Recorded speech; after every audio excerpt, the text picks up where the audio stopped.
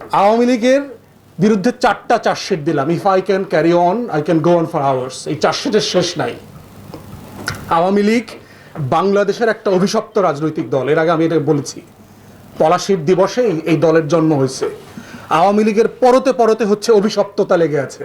যারা আওয়ামী লীগের ইতিহাস জানেন পড়বেন দয়া করে।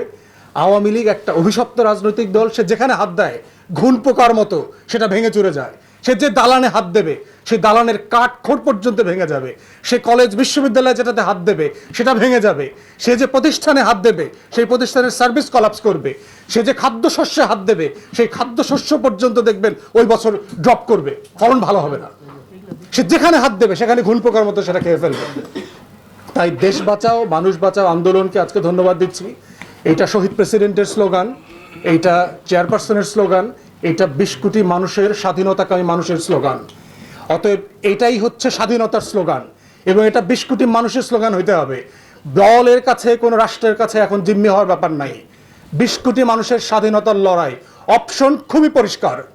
আপনি কৃতদাস থাকবেন, দাস দাসীর জীবনযাপন করবেন, আপনি পশু পাখি বিড়ালের মতো কুকুরের মতো বাঁচবেন, না সিংহের মতো লড়াই করে রক্ত দিয়ে বাঁচবেন। আওয়ামী লীগ সরকারের বিরুদ্ধে অভিযোগ হচ্ছে যে ওই ঘোষণাপত্রে বলা ছিল যে স্বাধীনতার আগে অব্যবহিত আগে 70-এর নির্বাচনে জয়ী হবার পরেও তারা নির্বাচিত জনপ্রতিনিধিদের কাছে ক্ষমতা হস্তান্তর করে নাই। এই জন্য আমরা পাকিস্তান থেকে আলাদা হচ্ছি। পাকিস্তান সরকার তো নির্বাচনটা ফেয়ারলি করেছে। পাকিস্তান আমলে 2টা নির্বাচন হয়েছে, 54-তে এবং 70-এ।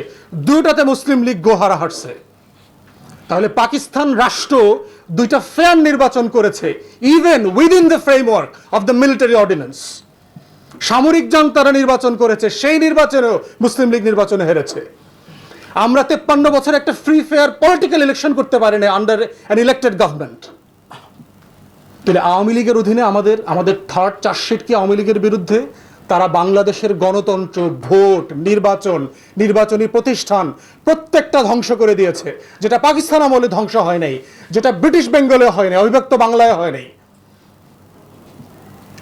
চতুর্থ অভিযোগ কি আমাদের আওয়ামী লীগের বিরুদ্ধে? আওয়ামী লীগের বিরুদ্ধে চতুর্থ অভিযোগ হচ্ছে যে এই রাষ্ট্র কিসের ভিত্তিতে চলবে সেটা বলে দেওয়া ছিল। 3টা মূলনীতির কথা বলা ছিল সেই ঘোষণাপত্রে: সাম্য, মানবিক মর্যাদা এবং সামাজিক সুবিচার। যে এই রাষ্ট্রটা এই 3টা মূলনীতির উপর ভিত্তি করে চলবে। আসলে এই রাষ্ট্রটা কিসের ভিত্তিতে চলছে? বইটা দেখেন রাষ্ট্র কিভাবে চলছে। আপনি শুধু গিনিপিগ আকারে 2টা 3টা ঘটনা দেখলে আপনি বুঝবেন যে বই কিভাবে চলছে।